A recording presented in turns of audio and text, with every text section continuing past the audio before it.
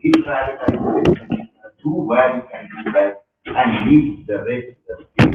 If you think immunization is a national priority, do it 100%.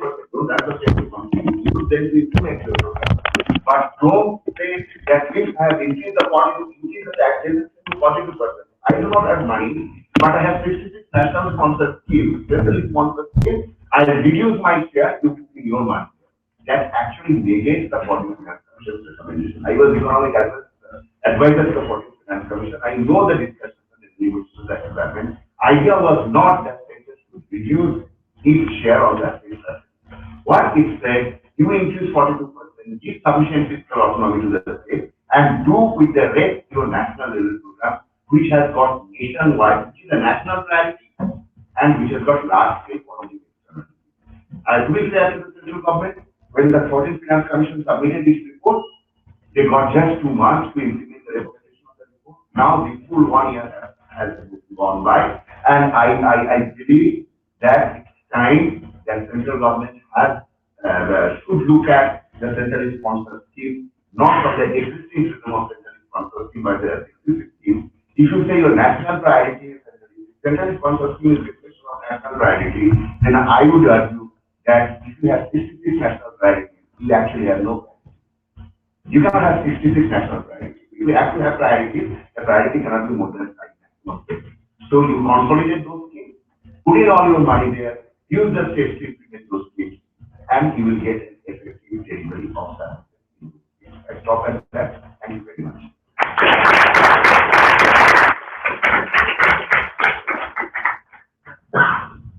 Thank you for bringing out the skeleton. They are not very great. So, we'll hold the question and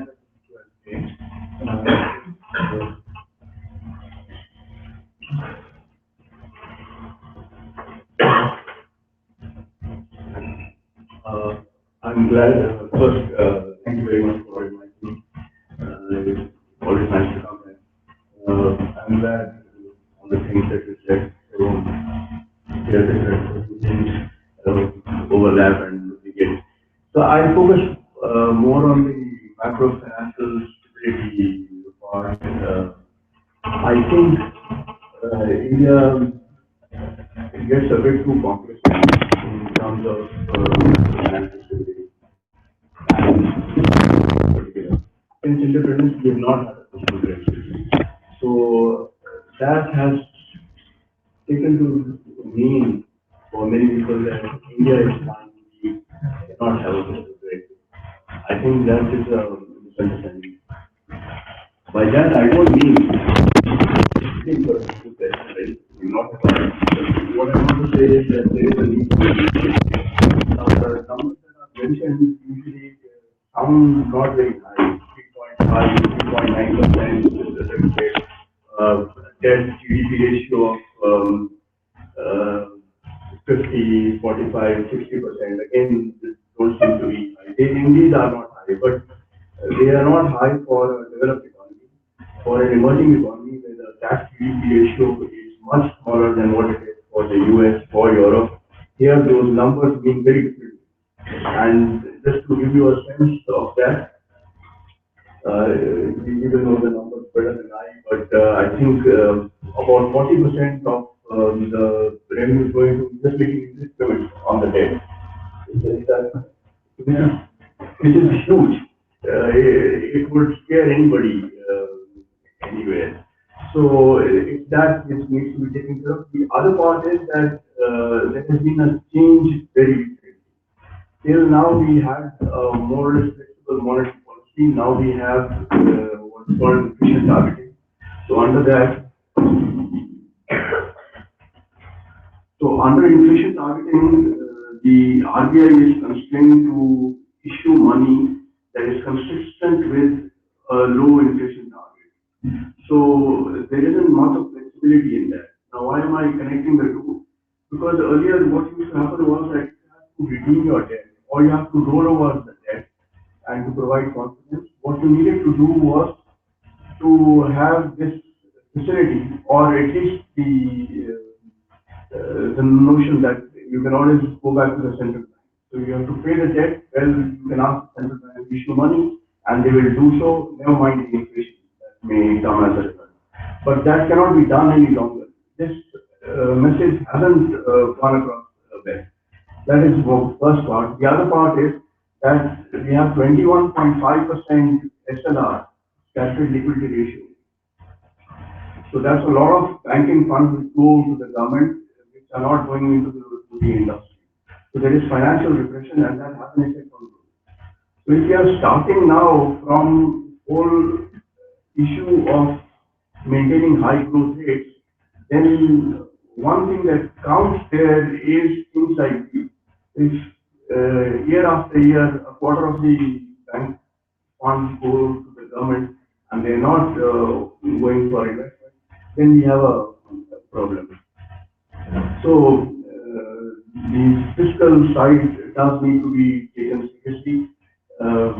Nobody wants to be a beast, and God forbid. But incidentally, about 3 years ago, on different metrics, when one compared the Indian fiscal situation with Greek fiscal situation, you will be very surprised that the numbers were not very different. But it's just that here we have the RBI and the financial situation. And it is both these things that the Greeks and the Europeans refused to do. And there were good reasons for refusing to do. So what I want to say is that there is need there is need to take care of that one. Coming to another side, private investment is low, and I haven't studied this in great detail, but from what I know, it seems to me that there is a debt problem there that they have, and now increasingly banks also have a problem in being able to lend out because of capital adequacy issues. Now that some capital got wiped out due to losses, NPAs have been recognized, so investment is low there. But I will not say too much there. That is not something I have looked at very closely. But ease of doing business was mentioned. Let me stay a little there. The question was, are things changing in terms of ease of doing business? And my answer is yes and no. It is yes, but unfortunately, it is ease of doing large business. So you have large corporations, it is becoming easier for them to do business. Now, on the positive side, there is another positive development, which is the first one is not a positive development. It should be equal opportunity for everybody. So on the positive side, the startup business are being encouraged. So it is becoming easier to do a startup. So I hope some young graduates do not get carried away by that. It's not all that easy. Startup is a difficult thing. Now, these are the two places where there is some ease of doing business. But as somebody has written in papers, is there ease of doing agriculture? No. Is there now? I will add further to that, which is not well known. Is there ease of doing business in the financial sector? No. You can't set up a bank. If you want to enter any of you want to enter the banking sector and say that I want to set up a bank, it's not, you can't get a license. You're still in the old days of the license cards. Leave aside banks, even mutual funds. You want to set up a mutual fund, there's a capital requirement of 50 crore rupees, which is developed country. In the US, there is a requirement of $100,000, which means barely 65 lakh rupees. In Japan, in Europe, figures are just a little higher than that. But 50 CR for a mutual fund business, where the asset management company is not bearing any risk. This is, to put it, and it may sound harsh, but it is mindless regulation, and it's coming in the way of new people coming into that business. Construction and real estate, there has been a slowdown, there has been an increase in supply, but there is a lot of difficulty. It's not easy to do real estate development, and real estate prices may not be rising the way they used to. In some places they've even fallen, but the absolute prices are still high. Currently, I'm working on that. I had the opportunity to take a closer look at the data. Compare land market value with fundamental value, and compare land value in India with land value in US, in Europe, and you find that the prices are high. And it needn't be a bubble. It could be just a result of the license permit quota, whatever form it is. There's a big misunderstanding. In the early 90s, it's often said that license permit quota was abolished. That is an incomplete statement. License permit quota was abolished in the manufacturing sector. In real estate and many other places, it was not abolished at all. This is why the kind of situation we used to have in the automobile industry, that kind of a situation we continue to have in the housing sector. Foreign trade, that's again a place where it is not easy. Again, there are barriers. And there is something again I don't know very much about, but from what I have heard, I believe MMTC, the public sector undertaking, has some kind of a monopoly over. Now here I give you a specific example which you may be familiar with. Going to a bit of agriculture. We do hear these news, onion prices shoot up. Then, a year passes, 2 years pass, and again suddenly they shoot up. Now it bothers me, when you read an international newspaper, it's not that you find that onion prices rose in India and they rose in Pakistan, Bangladesh, Burma, Europe, US, elsewhere. So it's a local phenomenon. If it is a local phenomenon, all it takes is a shipment from one country to the other. And that's all, it takes care of the problem. But and why is it that onions are not imported when the price goes up? There is some kind of monopoly which MMTC has. And by the time they wake up and they decide to place an order, prices have gone up already. These are all things related to ease of doing business.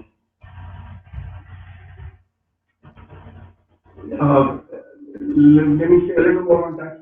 I'm finishing. Just a last word on taxes. This is something that I mentioned incidentally earlier, but let me get back to that. The tax GDP ratio in India, center states combined, is, as far as I know, about 17.7% or thereabout, which is, to my mind, very low compared to what you have in Europe. Why am I comparing with Europe? Because we are a mixed economy. We want to have a socialist pattern society, and this is something that just about every party wants to have, so in various different forms. Even the US has a higher tax GDP ratio, and US is a capitalist economy. So it is there that it needs to be done, and there is this myth going on that you can't increase the taxes. There are a lot of exemptions, there are a lot of evasions, and if these are checked and these can be checked, then there is scope for taking that further. This takes care of egalitarian issues. This takes care of macro financial stability. That's all. Thank you.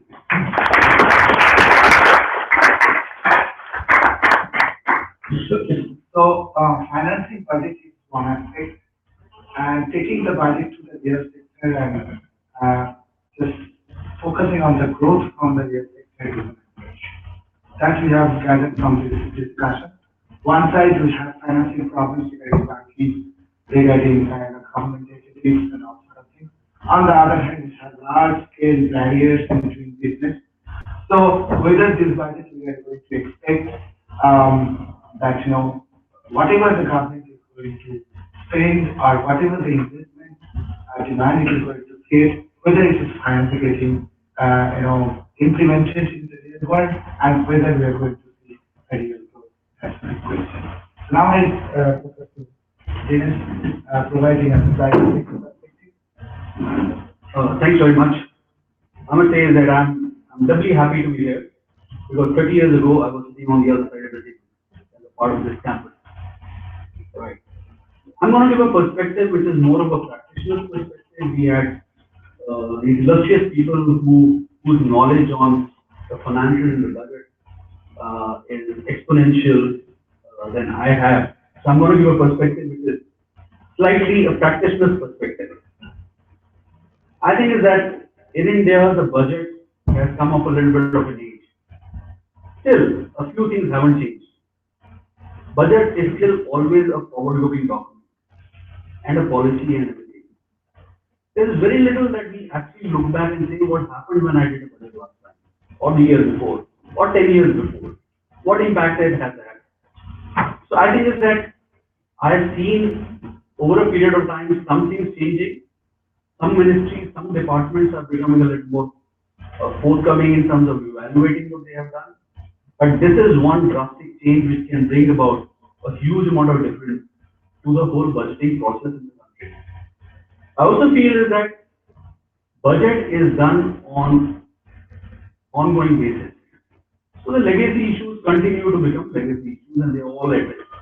Last year, this sector got this kind of investment. This year, this sector got this kind of investment. It's so many percentage points higher, so many percentage points lower. As Professor Penati said, we got, pardon me sir, not 66, but 666 priorities. And we want to please all. And therefore, in the budget, we need to provide for all 666 schemes and make sure that every scheme has got some incremental money coming in or not. Because if that doesn't come through, then we will be held to ransom by that sector which gets affected. The second thing is, budget is becoming more predictable and it's a very good thing. I think there are policies which are being made with a long-term perspective in hand. And I think the best thing to happen to a country is when the budget becomes very predictable on a long-term basis, 4 to 5 years horizon. The impact of the central budget as time goes by and being very elaborated is going to go down because the money is in the hand of state. It is a good thing and it's a bad thing. And I go back to say is that if I have one foot in fire, the other foot in ice, on an average I'm comfortable. This is what is happening with the states. I was just looking at some statistics. Salaries as a percentage of planned expenditure by state, on an average are 60% in the country. Which I would say is, yes, it is high, but it's not alarming, right? A country like India, historically looking, looks reasonable. But when I looked at the range, a state like Delhi has 30%, which looks extraordinarily good, and a state like Kerala has 200%, which makes it absolutely disastrous. So on one hand, we can say, yes, states have got more money and they have more responsibility, they can have greater control. But I think there is more prudence required when states incur expenditure. The other thing, like I was saying, is that when we don't look back, what happens? Every year it is the same scenario for last decades. You start with the year, your non-planned expenditure is front-loaded, your planned expenditure is back-loaded, rear-loaded. As the year goes by, you see your expenditure is not getting controlled. And you need to meet the fiscal target. What do? Cut down on the planned expenditure. And then, wish that something will happen.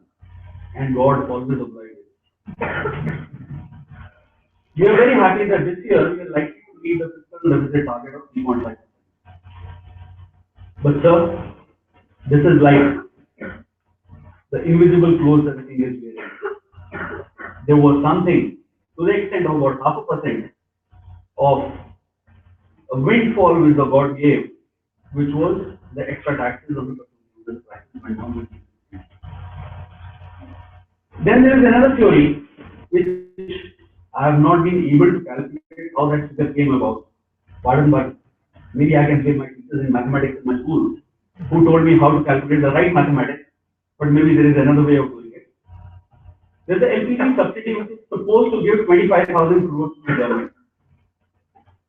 I've done simple mathematics, is how many connections in the country, what is the subsidy, and how many connections have gone down. And I haven't come anywhere close to 25,000 crores. So I don't know where this figure is coming from. Which gives me an impression that a lot of figures in the budget are having some bit of a problem in terms of understanding by commoners like me. And this goes like the famous Indian story of 7 blind men and elephants. Each one describes the elephant very differently. Right? So here we have a situation where we say India's inflation is 5%. WPI for months together is negative. CPI for months together is positive. I'm supposed to make sense of it. There is, let me tell you, both are right. But then to explain to somebody is that wholesale prices are going down and retail prices are going up. How can both be correct? Right? That's something which is there. Then, on one hand, we are saying is our GDP growth is 7.5%, one of the fastest in the world. Fantastic, brilliant. IIT is negative. Exports are negative for months and months together. Can somebody try to explain the relationship between these two? Not in the public. Coming to specific things for the startups in Make in India. I would say it is not necessarily the fiscal policies which make a difference. It is actually how you implement the policies which make a huge amount of difference. I'll take an example with you which is as recent as 2 weeks ago. There was a consulting company which I was founding with a partner of mine. And this consulting company, and you go through an MCA process, which is very good, which is very fast. Government has changed the norms. Everything is done electronically. You don't have to go anywhere. Brilliant stuff. The consulting company said we will consult in the areas of business, strategy, marketing, finance, etc. MCA response came, you can't consult in finance. You have to drop it because you could be consulting with NBFCs and NBFCs are very tightly controlled. As long as you drop the word finance, project is approved. I can't make any sense of it. If I can consult on strategy, how can finance not be a part of the strategy? This is actually 2 weeks ago situation. I think is that what should be done very clearly is for the startups and the medium scale enterprises. We need to go beyond what is called the pendulum approach in the country. Once we become extremely liberal, come, we'll give you loans, left, right, center. Politicians announce loan mailers. Then we go the other extreme, is where RBI forces you to write back or write down all the NPAs that you have. All of a sudden, what the bank managers are doing, and this is actually happening, even the genuine cases, guys, I'm not willing to loan you because there is a risk factor. And this is so much so addressed by the chairperson of State Bank of India. This is again the government of India. Our thing is that she can't be called the chairwoman, she has to be called the chairman. That's the rule of the country. What I would like the government to put in the budget is formalize a legal structure of crowdsourcing for the startups. Banks are not the route to fund high risk investment in startups. Crowdsourcing where a lot of people take risk, extraordinarily high risk, because you know the failure ratio is going to be anywhere between 70 to 90 or 95%. So therefore, banks by nature are risk averse provider of funds. So provide a framework where the money is available to a lot of people to take a much higher riskier assignment as startups. As far as Make in India is concerned, we have seen again the dichotomy between the center and the state. Whether it is the retail, FDI in retail, and there are rules and regulations which can really scare anybody. Just before this event we were just talking, it is not necessarily the rules, it is the interpretation of the rules. And therefore, the framing of the rules where they give the leverage to the person to take a decision based on the interpretation that the individual has. I think that is, if that is addressed, it'll go a long way. I must say, a lot of start has been made, which has made a huge amount of difference, but that has to really speed it up. There are things which have happened by executive decisions beyond the budget, which have had a huge impact on what I call the contribution to the economy. I take one little example, and that will be my professor. The sheer fact that you don't have to attest your papers or submit your affidavits to get the various documents in the government, in my calculation, has saved 8,000 rupees in terms of direct expenditure that the people incur, and at least 75,000 crores in terms of the time that people spent in this non-productive category. I think such steps should become a definitive part of the government agenda in future. Thanks very much.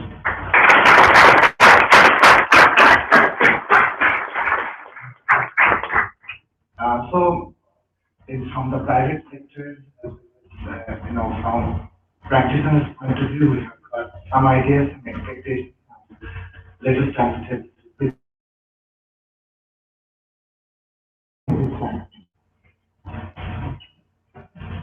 Very good afternoon and thanks to IIFT for inviting me. A lot has been said on some of the macro issues. I will try to focus on my experience from my sector and expectations around that. The reason is because logistics as a sector is kind of a barometer of the economy. We do well when the rest of the economy, manufacturing and services do well, we don't do well when they do.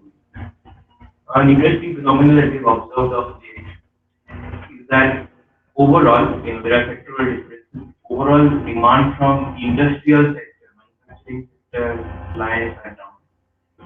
But it has impacted us less because demand from consumers or consumption demand, especially in e-commerce front, is kind of compensating for that volume. So there is this, I think, an unsustainable situation here in the short term. We're seeing some amount of consumption, whatever is taking place. But the industrial growth has remained sluggish. I think we have economic standards are better suited than to explain why this has been. But in terms of what the expectations of the budget is, I'll focus on a couple of short-term, low hanging fruits that I see from my experience to be addressed, and a couple of more longer-term issues where I think the government needs to do. I think on the short term, the big thing for us would be doing this, because we are past the stage where the tweaking tax rates or giving incentive schemes or giving any other kind of band-aid will really give you a strategic growth in sustainable manner. But doing business is something that's really going to have a big impact. Now over there, as Dr. Singh pointed out, and I agree with him, that we have seen a lot of big ticket kind of. Essentially, what has happened is that large some iconic large manufacturers have been kind of engaged with and the investment has come into the country. But the system as a whole, whether it's for the export or import regime around customs, excise taxation, and other areas of regulation, there has been no simplification. Now, there is no reason why this should happen with the budget, but it is traditional that the finance minister also announces facilitation measures, whether it's in excise or customs. The unfortunate fact is, a lot of those announcements that were made in the previous years have not been implemented or followed through. Number one. Number two, there are several reports that were commissioned. That was part of a couple of these reports committees that were formed to give recommendations to government on doing this for customs certification or certification of rules around warehousing regulation that I am aware of. I'm sure there are other areas. But not even 1% of those recommendations have been implemented. So the question remains that if you want to do this whole idea of making India and get investment not just FDI. So when you do ease of doing business, the domestic investment into industry also increases. That area still is largely unaddressed and needs to be very seriously. And that also brings to the topic of GST. I'll not get into the GSTs, for the political economy of other things. I think I agree very much with even you said that is 1%. It's a completely disastrous idea. It's not a disastrous idea, just in physical terms. Let me tell you why from a logistics industry perspective it's even more disastrous. Because from a logistics industry perspective, for us GST is more about doing facilitation of domestic trade. That has not happened over the years. To move a truck across state borders in India is a very cumbersome affair because you have 29 different jurisdictions. If you go to any truck stop and I invite you to have it, go to Haryana, Rajasthan, one that goes to Delhi, you will see a mile-long line of trucks at the tax counter over there. So for us, GST was to push to that. Let me first explain that you don't need GST to have this. around VAT itself this would have been. And it was not done in the different ways. But we saw GST as a vehicle to push through this reform. Now, if you have this entire challenge of 1%, you have origin tax, destination tax, you first of all create a structure which is not, you will still have a lot of check post inspections to, for state governments to feel sure that there is a leakage of. But our concern is that in this entire debate around GST and all the political noise around it is very small but extremely significant has been drowned out. Nobody is so far talked about the procedural changes that 29 different jurisdictions have to do to simplify the movement of trucks. Whether you're going to have automated check posts, they're going to have one single document for declaring your taxes, and that's what the truck driver needs to carry with him. Whether you're going to have a check post regime or move to a regime which uses flying squads, random checks on the road instead of check post regime. With all the states come together on this idea. None of this has been discussed or even debated properly. The all excuse is that once the GST legislation will discuss it. But once the legislation is finally not have so much of time to read, so that's the concern. I'll just quickly before I end shift to my larger fear. Now, Mr. Jain referred to the fact that exports are decreasing. It's a cruel fact of life. But the longer term issue that we are facing, that if you look at the way the global landscape is changing, the models that export-led economies of the past followed, because kind of moving to somewhat labor-intensive, semi-skilled kind of functions to drive export and manufacturing, what is not going to be available. You have a huge shift in technology. In fact, a recently released report to the President of the United States Economics, the annual release, it has already identified several functions or occupations in the manufacturing sector in the US that will be automated. As the cost of robotics comes down, as the cost of 3D printing comes down, you'll have an enormous move towards what is called nearshore, which means all the jobs that came out of the industry economies to countries like Vietnam, China, even to India, many of them will be easier to do closer to the markets and at a lower cost, using machinery instead of human beings. Whenever we talk about this demographic dividend, the huge numbers of young people we have and we need to absorb productively, and that leads back to Dr. Nan's comment about medicine. I think the big challenge for us is not just about our existing minus school in terms of percentage medicine class, but how do we expand the size of it.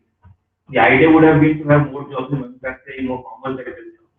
Now to do all of that, in this environment where the entire structure of the global manufacturing system is changing, where you just can't teach somebody to stitch clothes and they can earn 10,000 rupees in a textile factory, because that is going to be done by a robot. What do you do? What's the thinking on that? So all the 66 or 660 schemes that I see on paper today, none of them address this core and critical issue. What are you going to do with 400 million people over the next 15 years as they become of employable age? And if you don't growth, you will definitely not have any luxury in terms of the fiscal space. You have to get the social expense. You need to have that economic buoyancy to give you that luxury. Now on that, what we have typically seen in terms of export competitiveness in India, and it's not linked to the budget, there's something called the foreign trade policy document that comes out periodically. They can band-aid solutions. So you increase export incentives of 3% here, 2% there, or you give interest rate subvention. It's very cosmetic measures. But strategic intervention, either investment in education, in industrial education, or in investment in the kind of technology that we need to leapfrog into the next era of manufacturing and services is completely missing. And I think that is something that I would hope to see changing. That all these schemes that we have, as Dr. Rudy pointed out, we kind of collapsed. We made 5 to 10 priorities. Now those 5 to 10 priorities, at least 3 or 4 address this big elephant in the room. That would be something great.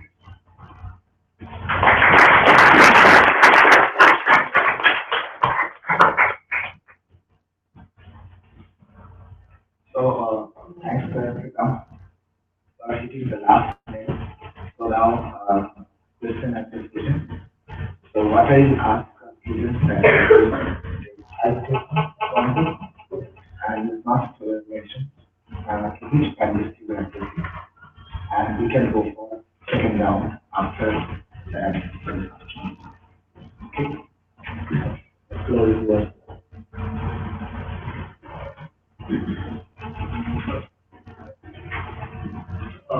I just want to express my observations on this entire set of proceedings. So, do I have the permission? Sure. Sir, I'm amazed as well as appalled by the fact that with this esteemed set of, eminent economists, professionals sitting here, and no one even mentioned the rural India here. We talk about 7% aspirational growth, 10% potential future growth. The rural growth of India was 1.1% in 2014-15, and it would probably be less this year. We talked about fiscal policy, fiscal consolidation, and everything, and Mr. Pinaki himself blew the lid over how do we manage all those figures. We talk about monetary policy transmission. Mr. Raghuram Rajan himself has said, we cut the rate, but it doesn't get transferred to the customer. We talked about startup policy. Startups in India have grown despite the government, not because of the government. And we are all talking about speculative things that we like to believe would like, bring growth to India. We are not talking about the real issues that India faces. This was my observation. The question is, have we decided in our mind that the new India will grow over the ashes of rural India? I would like to. Yeah, that's, I don't know, it was a bit. Just cool down. Okay, any other questions? Just to add to this point, Can you please mention whom you want I can ask this question to Mr. Pinaki. This question is regarding pharmaceutical industry in the sector. Every year we expect that there will be spending on the allotment of the budget in the sector, but this never happens. Especially other developing countries like Brazil and China have already increased their budget around 3 to 6%, but still India is struggling around 1% or 1.5%. So can we expect this year to at least increase the spending in the pharmaceutical industry, which is very critical to the growth of India? So, you can think of some questions. This is regarding the infrastructure financing, which is one of the most key problems that we are facing today. We discussed a lot about all the talk about NPAs and banks and how banks, their nations and how banks have become discovered investors because of having their NPAs. So now, for all the growth that India wants to do for facilitating Make in India and for making doing business easier in India, India has to have a lot of infrastructure growth as well, and that has to come from either from public investment or through PPP model. So in both the cases, funding these infrastructure projects is very difficult. So I would request any of the panelists to pick up this issue. Maybe Mr. Pinaki will do you. Let's go.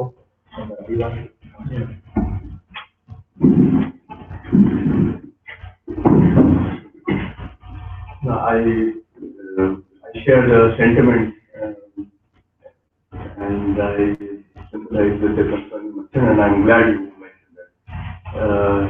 When I was talking about ease of doing business, I said there is ease of doing large business, there is ease of startup, but ease of doing agriculture is not there.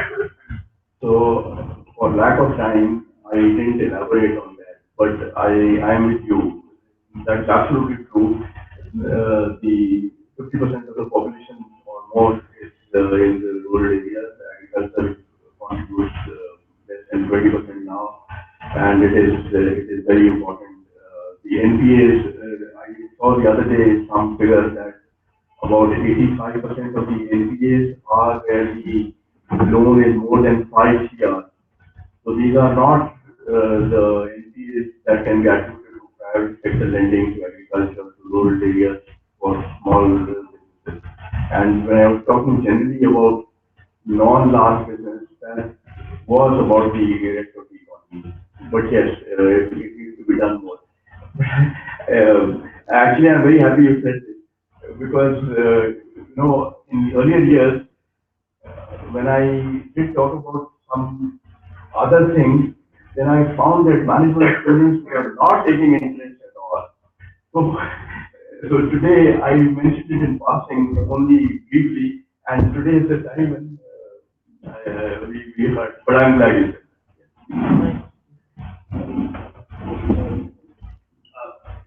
I agree with, what Dr. Singh just said, but please understand, and this is my personal opinion, I can be corrected.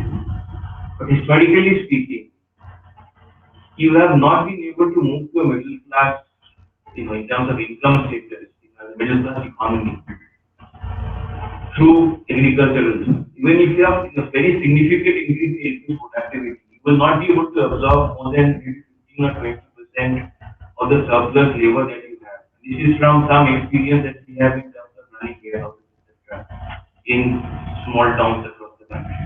You will need to create employability for a large number of young people in rural areas in modern sector jobs, whether it's in manufacturing or service. Only when you can make that transition will you be able to have sustainable growth. So I don't think it's such a binary, and I respect your sentiment. I don't think it's a binary that growth will come and the action of the rural sector.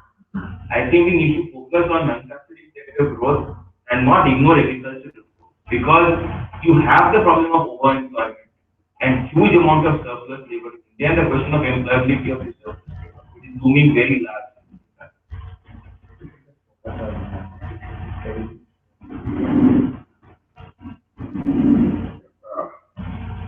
Thank you for your questions. I take first the agriculture question. I see, yeah, I did not mention about agriculture, but I did talk about the compositional shift in capital spending that has happened. And if we look at in the last 6, 7, 8 years, states have been spending more on social sector and economic sector. One of the major sectors within the state is rural development. So when we are talking about road-based public investment per capita spending, if center makes spending and the state makes spending, the compositional and distributional aspects, you will have very different outcome. I think that is one positive aspect that is important. Recognize that this has happened macroeconomically. But what hasn't happened is the investment in agriculture as a percentage of GDP has declined over time. Now, if these investments decline had happened, but the investments were all done by the central government on the key infrastructure like we say roads, transport, telecommunication, I think the rural districts that you see now would have been even higher. That is one point.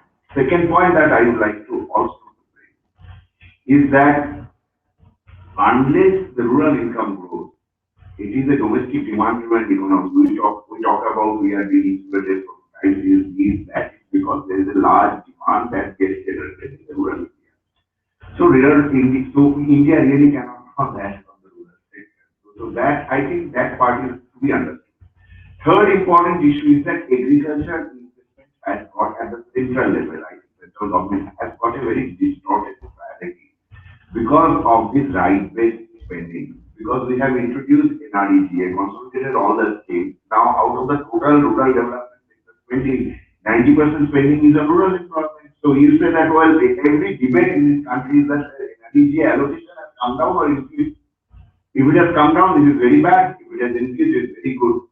But the point is, what about the basic investment in the rural sector? We are not talking about that. We are only talking about NREGA investment. I'm not saying that NREGA is bad. I'm never saying that. But I think post NREGA, debate on rural sector is restricted to the NREGA allocation. I think that is something which is quite alarming, and that is changed. The bright side of it is that with the states having larger space and rural mass actually the big political class, I think there will be pressure on the agricultural sector by the government, by the people to make reasonable investment. But so that is one. That's a positive aspect of it, but I don't know if it will happen or not. Second issue on the health sector, I also would like to emphasize. I don't know what is pharmaceutical allocation 3 to 6% of GDP, because the total social sector spending is not 6% of GDP. So I think if I understood your question correctly, probably you are talking about the health sector spending, right? I was talking about the healthcare spending in the other developing countries. Okay, yeah, that's what I thought. Yeah, our healthcare spending is around 1.3% of GDP, which is low, which is low, and it is to be increased, and the health policy that the government has announced in 2015 is that it is going to increase to 2.5% of GDP in the medium term. At the aggregate expenditure takes combined is 1.3% of GDP, which is very low. Now, also you have to understand the fact that I think here are two issues. One is the quantum per capita. Other is the issue of service delivery. Right? Service delivery is abysmally poor. I think Mr. Jain had mentioned about Kerala's high public spending on as a percentage of plan expenses, 200%. Now, if you go to Kerala, the healthcare facilities that you see in public sector is really very good compared to the rest of the country. Now, there are debates around that, so we really do not know. So, some sector spending, but if you go to say another state where you won't get this kind of facility. So I think, and then also we talk about Kerala as a developed country, center of human development, like facilities and model education, maternal model, which can be compared to the developed world. So there these areas are blurred, we do not know how much spending, how much allocation. But also at the same time, we have to understand the fact that health expenditure in the beginning of the reform in 1991 was less than 1% of GDP. Our GDP has grown at a very fast rate, unprecedented rate, which hasn't happened in the last 50 years. And health expenditure as a percentage of GDP also has gone up to 1.3. I'm not saying that this is enough. They were, that is not enough. But I am saying that we have made allocation in health. And if you made allocation in health, but I think it's not here, it has to be further into. But social sector spending has a big problem. We really cannot focus on the central budget on that. Out of the total aggregate health sector spending, 80% is spent by the state. Central government expenditure is only 20%, the point that I have made. So the point is that if the central spending increases, you have to ensure it is designed. Because if that results in substitution of state expenditure, overall expenditure will not increase. And that precisely has happened with the National World Mission, HM and all those things. You start spending, states started withdrawing. So I think there are areas where central has comparative advantage, they should be spent. Where there are areas where have comparative advantage, they should be spent. Can just small quick 2 points on this. Number one, I think is that as Professor was speaking about the rural investment is the wrong word. To make sure that the rural survives and thrives, I think the government has really realized, especially in the last 1 year when the monsoon has failed, that what a great impact it can have on rural life. And I do foresee in this budget there will be a specific guidelines onto that. On the healthcare, I just want to give a contrarian perspective, which is coming from a global and a corporate perspective. India has one of the cheapest medicines available in the world. Many cases are being taken to the various levels. It is also leading to a situation that a lot of new technology is actually not coming into the country because companies are very skeptical of not being able to meet the real objectives of the new development. Having said that, I think the delivery is what is the key issue. It is not necessarily just the spend, it is the delivery. As regards Kerala, the only other statistic I have, Kerala has done a wonderful job. A small state of Himachal, which has achieved all the parameters of Kerala at probably 1/3 of the cost.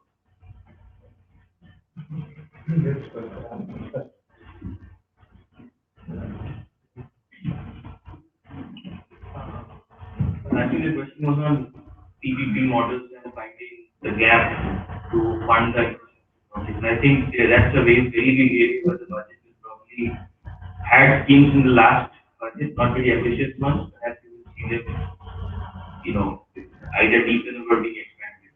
Again, as Dr. Chakraborty pointed out, what was fiscal space available to do that, and to what extent you expect the public spending to generate interest to private sector spending in a complementary way. To what extent which infrastructure projects are of interest to the private sector? We have already also had a lot of legal hassles and issues with the model of PPP itself in India, which has held back a lot of infrastructure projects in the past.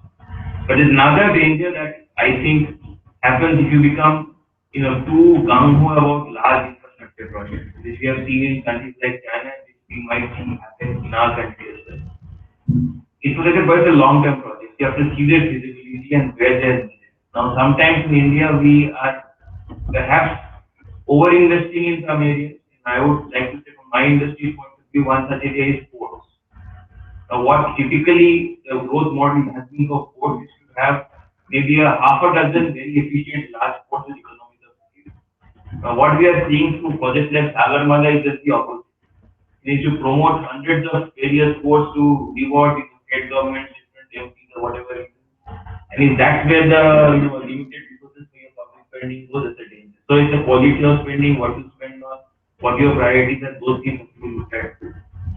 In other places, we have gone, the government has gone for completely unfeasible projects. One classic example is the idea of Viman in Nagpur. It was supposed to be this air cargo cluster. Now, anybody with any even the basic sense of air cargo industry would have told you that 70% of cargo is moved in the very place of passenger aircraft, whether it's domestic or international. So to start a air cargo business in a city which is hardly any demand for forget international but domestic as well, therefore no connectivity would be a disaster. You can only have a standalone cargo airport in a very mature economy industrial hub which Nagpur is. So that was the first round, it didn't work out.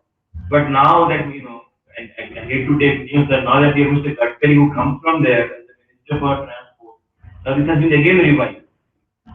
And no, the good sense apparently has not prevailed. So so what we have to be very careful about is where the scarce resources that we have are going in.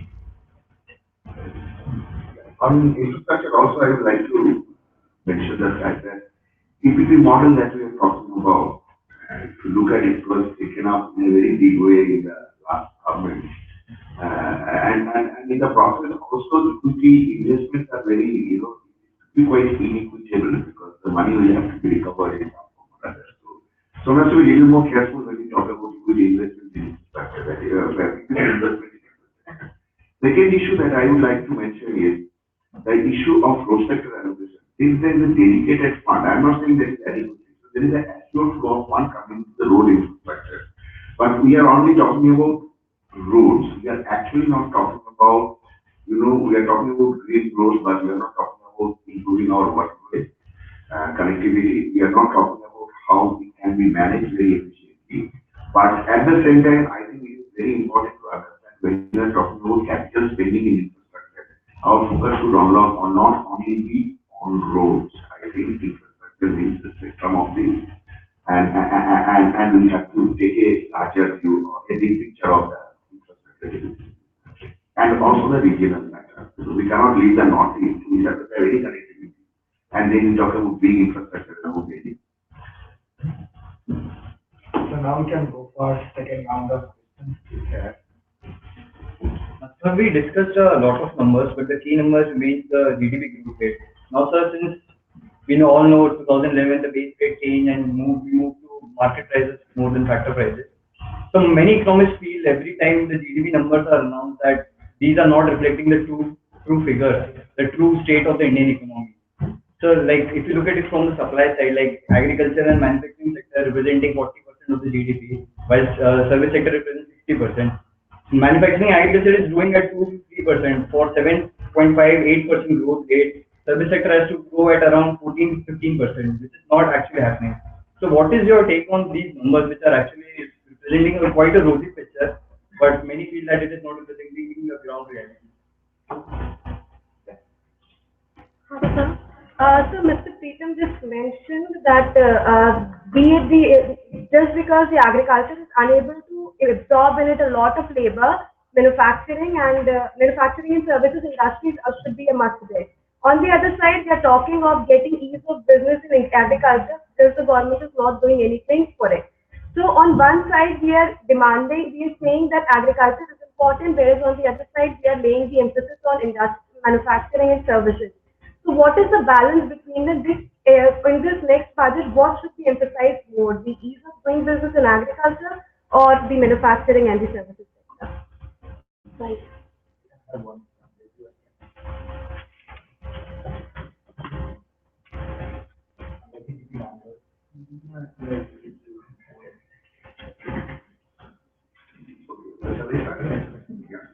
Okay, GDP growth number, I'm at conscious everyone. So I really cannot enlighten anybody on this. No. But, the issue that Mr. Jain has mentioned about, I think he mentioned about it, that IIT numbers are negative. Export is falling. We are growing out 7.6% rate. Now, how these three different things can be together and present? Yes, we are growing at 7.6%. That's right. Export, okay, I can give an alternative logic. Okay, domestic demand has gone up. I'm not going into the details. But what about the IIT number? So I think there are certain issues, but at just on the GDP growth number, the revised series, there's a lot of people talking a lot of things. But I would request you to read an article in PW written by Dennis Rajkumar and SLFT. That article you have a look at, it gives some alternative explanations, and then we can have an informed discussion on that article. You can write to me. I also have read that article, but I'm not going into that now. Not the objective. The other important issue that I would like to mention on the GDP growth number is also the number, also this limited point that as far as the methodology is concerned, the way it is calculated is definitely a better methodology than the way we used to calculate earlier. It's not that we have adopted something, it's an internationally accepted methodology, and this issue started long back. So you have got this number. It is definitely a better method than the calculation of the factors that used to do. But I think there are issues with regard to the indices that are used with the time various sectors and all that. And once those weights result, I think we have a number which we can reconcile. And on the agriculture versus manufacturing industry, I think no, we are not talking about if there is agriculture, there cannot be industry, or if there is manufacturing, there cannot be industry, agriculture. No, that is not the issue. Issue is what would happen to the agricultural sector, and you are asking in the specific context of budget. In that context, as I said, I think it is very important to make specific investment in agriculture. Now, there are a lot of big talks about green revolution in Eastern India and things like that. You know, first of all, the green revolution is a great thing in terms of we are talking about green environment and all that, climate change issues, and mitigation. I think how green that green revolution was itself is a question. Of course, it improved a lot of agricultural productivity. Now, in the which happened in 1960, 2015, we are bringing in the same kind of idea of green revolution with a lot of brown material is something which is quite scary. So, you have to think about that. And if you look at the green revolution, also the money that has been allocated is absolutely nothing. So I think we have to look at a larger view of this, and there the states become very important. So, and manufacturing, I think we are talking about startups, we are talking about ease of doing business. I think one important is the piece of reform of the tax structure. And what are we talking about? We are talking about one country, one rate. It's like a BSNL phone call. It is very, it is strange to talk about simplification in terms of rate. Rate does not simplify tax. You can have different rates, but if the business has to deal with different tax actions, it is different rates. I'm not talking about you have a single tax administration. You can have different tax administrations in 29 different states. But the way you comply with the tax law, if those are not different across states, your compliance cost goes up. Your ease of doing business is going down. As Pritam mentioned, that we are not talking about all those issues of design of the tax. We are talking about very simple things.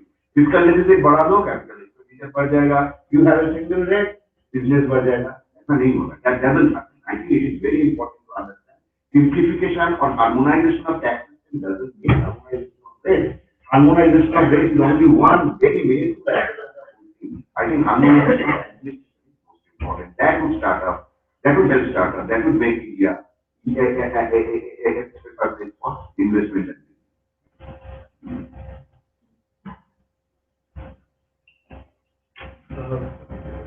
Look, my area is macro financial stability, so I don't know much about agriculture, but the little that I know, I would like to share that with you. Now, there are, when I said ease of doing business in agriculture, there are things like, as far as I know, farmers are required to sell their produce at some APMC? APMC. That's right. So you have a monopolistic kind of situation there. There's a single buyer. You can't sell it to anybody and any place you like. So there are these restrictions which are affecting. Then there is this other issue. Now, what I'm saying is it can get a little controversial, and also I don't know much about it, but since the question was asked, so let me say a little bit. The yields in agriculture in India are low compared to what they are in other places. So there is scope for increasing, but that requires changes. Now, here we have 1 acre farm, 2 acre farm, 5 acre farm.